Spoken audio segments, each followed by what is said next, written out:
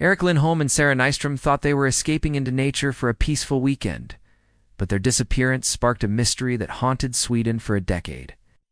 When retired detective Ingrid Hallström and genealogist Emil Bäckström reopened the cold case and uncovered a twisted family secret, a hidden identity, and a killer driven by blood and revenge. What they found buried in the forest would shake an entire town and reveal that the past never stays dead. In the stillness of northern Sweden, the town of Hallstavik sat under a heavy sky, the ground blanketed in snow and silence. Life there moved slowly, predictably, and people liked it that way. Winters were harsh but familiar, the kind that wrapped around homes like thick quilts. In February 2012, the air was colder than usual, brittle enough to sting the lungs.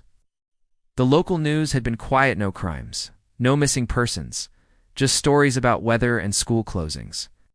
That peace shattered when a seasoned elk hunter named Bo Stenberg wandered deep into the forest and noticed something strange. The smell was the first sign, faint but sour, like metal in decay. It was coming from behind a fallen tree, partly covered by snowdrift. Ice. Bo cleared the branches with his gloved hands. He saw two bodies, frozen and twisted together. The victims were quickly identified as Erik Lindholm and Sara Nyström, young couple from Uppsala who had driven north for a weekend hiking trip. Their disappearance had sparked a small search at the time. But with no evidence and worsening weather, the effort had been brief. Erik was a freelance nature photographer, quiet and soft-spoken. Sara was an aspiring botanist, passionate about forest ecosystems. They had met at university and shared a love for wild places. Friends described them as inseparable, grounded, and peaceful. There was no reason anyone would want to harm them. But harm had been done. Erik had been shot at close range in the chest. Sara had been strangled with enough force to break her hyoid bone. The crime scene offered few answers. Their backpacks were still nearby, untouched. Their phones, out of battery, showed photos taken earlier that Daytree's footprints in the snow, and one blurry image that seemed to show someone in the distance, barely visible between the trees. Police analyzed the image but couldn't enhance it enough to identify a face. Investigators searched for weeks. They interviewed campers, hunters, and even known criminals in the area. Nothing fit. There was no evidence of robbery, no signs of sexual assault, no link to drugs or disputes. The DNA found under Sara's fingernails was too degraded to yield a result, and didn't match anyone in the national system. It was a dead end. With the media moving on and resources stretched, the case slowly faded from priority. Hallstavik changed after the discovery. People locked their doors earlier. Hikers traveled in pairs. Rumors spread like wind through the pine trees. Some said it was a hunter who mistook them for animals. Others whispered about an old hermit living in the forest. The truth was simpler and more unsettling. Someone had followed them, waited, and killed with purpose. Without a face or a name, fear took the shape of shadows in the trees. The file was eventually marked inactive and stored away. A tragic but unsolved case. But time has a way of shifting things.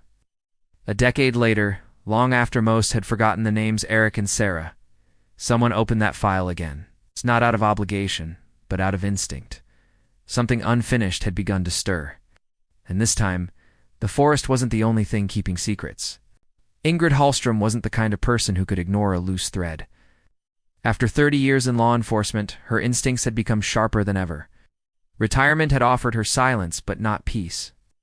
The cold case file of Erik Lindholm and Sara Nyström had landed on her desk purely by chance. Tucked into a batch of old documents, she was helping digitize for the local archives. One glance at the autopsy photos and the summary report, and something clicked. It wasn't just a tragic story, it was unfinished business. She studied the case carefully. Every report, photograph, and handwritten note. Something stood out to her. The method of killing. A shooting and a strangulation, two different techniques, but executed with disturbing control. That kind of violence, precise and personal, rarely came from random acts. Ingrid knew from experience that cases like these weren't about impulse. They were about purpose. Purpose could always be traced. The original investigation had stalled due to a lack of forensic support and an over-reliance on basic database searches. But now, nearly 10 years later, Ingrid had access to something new: genetic genealogy. The idea had taken hold in major cases across the world. using public DNA databases not just to match suspects directly, but to identify relatives. If a distant cousin had uploaded their profile online, a killer could be found through family ties rather than direct evidence. The DNA sample found under Sarah's fingernails had been too degraded for full sequencing at the time, but with modern advancements, Ingrid had it reprocessed. The results were enough to upload to a public genealogy site, but she needed help someone with experience navigating the web of family trees and genetic markers. That's when she contacted Emil Bäckström, a genealogist known for helping families reunite across borders and generations. Emil was meticulous, soft-spoken, and driven by curiosity. When Ingrid explained the case, he didn't hesitate. Together, they uploaded the data. Weeks passed. Then finally, a match appeared. Not the killer, but a relative, possibly a second cousin. Emil's eyes lit up. From that single connection, he began building a tree backward, connecting names, locations, and dates. Each ancestor became a clue. Census records, birth certificates, adoption logs all pointed to a sprawling family with deep roots in Sweden's countryside, particularly the coastal towns that had once thrived with fishing and logging industries. One name surfaced again and again in old records: Leif Sandgren. Born in 1957, disappeared from public documentation in 1987. He'd been part of a foster system riddled with gaps and poorly managed records. Digging deeper, Emil discovered something that sent a chill through both of them. Leif had a child. The name was unknown, the mother unlisted.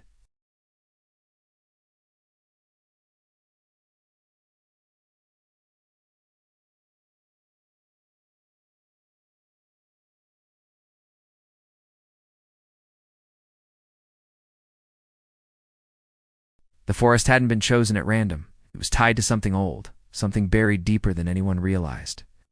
The discovery of Leif Sandgren's name opened a new path, one that led away from Hallstavik and into the underbelly of Sweden's forgotten foster care records. Leif had been shuffled between group homes throughout his childhood, spending years in institutions where files were incomplete, and many residents were lost in the cracks. In the late 1980s, he simply vanished from all known records. No death certificate, no forwarding address, no employment history. It was as if he had stepped off the edge of the world. For most investigators, that would have marked a dead end. But Emil Bäckström saw it as the beginning.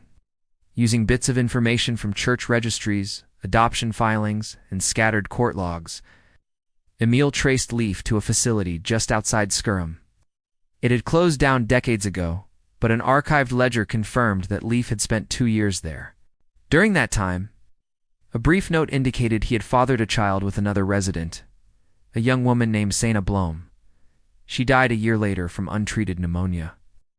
Their child, a son, had been removed from state care and adopted privately. No name, no trace. Only a reference number from the adoption agency. Ingrid filed a court petition to access sealed adoption records, citing the connection to an active homicide case. After weeks of delays, they received the documents. The boy had been renamed Mikael Storm, born in 1983, adopted by a couple in Västerbotten. He had dropped out of school at 16, moved around frequently, and had a short criminal record for burglary and vandalism. Nothing that hinted at violence, but a 2011 report changed everything. Mikael had been flagged in a police report for following a couple on a hiking trail near Hallstavik. The couple had reported feeling watched, and their car had been keyed. No charges were filed, and the report was buried under minor incidents. The coincidence was too sharp to ignore. Mikael Storm, son of Leif Sandgren, had been near the same woods where Erik and Sara were found dead. No one had made the connection before, because the DNA link hadn't existed until now. But Ingrid knew this wasn't just about proximity, so it was personal. Someone had followed Erik and Sara. Someone had waited, someone with a reason. Further digging revealed that Mikael had once searched online genealogy forums, posting in threads about the Sandgren family. He'd used aliases, but a recovered IP address from an archived forum matched a library computer Mikael had used frequently. His posts were angry, chaotic, and full of blame. He talked about abandonment, about injustice, about finding answers. But most disturbingly, he wrote that some people didn't deserve the lives they had stolen. The picture was becoming clearer. Mikael had discovered his lineage. He'd learned that his father had been rejected by a foster family. That family, it turned out, was the Lindholms, Erik's grandparents. The boy born in a forgotten home had grown into a man filled with silent rage. The weekend hike hadn't been a random encounter. It had been a reckoning, one rooted in blood and betrayal. With Mikael Storm now at the center of the investigation, Ingrid Hallström moved carefully. A decade had passed since the murders, and despite the web of clues they had uncovered, none of it yet amounted to hard evidence. The DNA under Sara Nyström's fingernails was the strongest connection. But without a direct match to Mikael, it wouldn't hold in court. Emil Bäckström worked around the clock, combing through the Sandgren family tree and examining any further DNA links, hoping for another distant cousin to help narrow the focus. Time was not on their side. Ingrid returned to the original crime scene with a forensic team, armed with better technology and a new sense of urgency. They scanned the surrounding woods for overlooked evidence, mapping the terrain and tracking possible entry and exit points. It was then that they made a subtle but crucial discovery. Beneath a moss-covered rock near where Sara's body had been found, a broken necklace pendant glinted in the afternoon light. It had likely snapped off during a struggle and been missed during the original search. The small silver piece contained a fingerprint. The print, once enhanced and analyzed, gave them what they needed. It matched Mikael Storm. It placed him at the scene. Still, the prosecution would need more than a single partial fingerprint to prove premeditated murder. They needed a motive that went beyond suspicion, and they needed a weapon. Ingrid focused on Mikael's property, a crumbling cabin he had rented on the outskirts of Grindskoldsvik. It was isolated, surrounded by birch trees, and filled with clutter. The walls were lined with old newspapers and strange markings, and the shelves were stacked with torn notebooks. One book caught her attention, a weathered leather journal filled with handwritten pages, some dated years before the murders. The entries weren't confessions, but they were deeply revealing. Mikael had written about identity, about being unwanted, about a father he never knew, and the bitterness of watching others live lives he believed were meant for him. Most chilling were his references to justice. They took what was never theirs, he wrote. Now they'll be part of the forest they used to walk through so freely. The journal also mentioned the name Lindholm multiple times, a name Mikael should have had no reason to know, unless he had found his connection to Erik's family. That discovery pointed to careful planning, 2 months, maybe years of stalking and resentment boiling over. The search of the cabin also turned up a rope in the shed, the same thickness and fiber type that had been used to strangle. Sara chemical tests later confirmed trace evidence that matched particles found on her clothing. Yet the gun was still missing, and Ingrid knew that without it, doubt would remain. But Emil provided another lead, Dan, old friend of Mikael S., who remembered a conversation about a buried box of old problems behind the cabin. Investigators dug beneath the woodpile. Wrapped in plastic and cloth was a rusted pistol. The ballistics report matched it to the bullet found in Erik's chest. The silence of the forest had finally broken. The past was no longer hidden. And the truth, no matter how long buried, had finally clawed its way back into the light. The arrest of Mikael Storm came quietly, without warning. He was picked up outside a gas station just before sunrise, unaware that the past he tried to bury had finally surfaced. He offered no resistance, only confusion, claimed he was innocent, that he didn't know anyone named Erik or Sara. But the evidence now spoke louder than his words ever could. The fingerprint on Sara's pendant, the rope fibers matching those in his shed, and most importantly, the buried pistol, each thread stitched a story of guilt that could no longer be unraveled. Ingrid Hallström watched him closely as he was questioned. There was no outburst, no confession, no plea for understanding. Mikael remained eerily calm, as though he had already accepted that this day would come. The silence in the interrogation room mirrored the silence of the forest where the crime had taken place. It wasn't just a matter of who had done it, it was why. The prosecution built its case carefully. Emil Bäckström provided a detailed genealogy map that proved Mikael's connection to Erik's family. The chain of custody was clear. The journal entries, though not direct admissions, gave insight into a disturbed mind, fixated on resentment and legacy. The photos recovered from Mikael's home, taken from a distance on the same trail where Erik and Sara had walked, showed he had been watching them. They were evidence of surveillance, not coincidence. The trial captivated Sweden. Media outlets swarmed the courthouse, dubbing it the Forest case. People were drawn to the chilling story of a man born into abandonment, twisted by resentment, taking revenge on people who didn't even know he existed.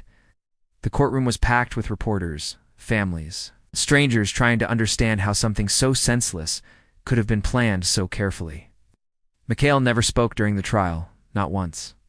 He sat expressionless as witnesses testified, as forensic experts explained the depth of the investigation. As Emil walked through the twisted family tree that led straight to him, Ingrid testified last, recounting how the case had landed in her hands. How instinct and science had worked together to unearth a truth that had been hidden for 10 years.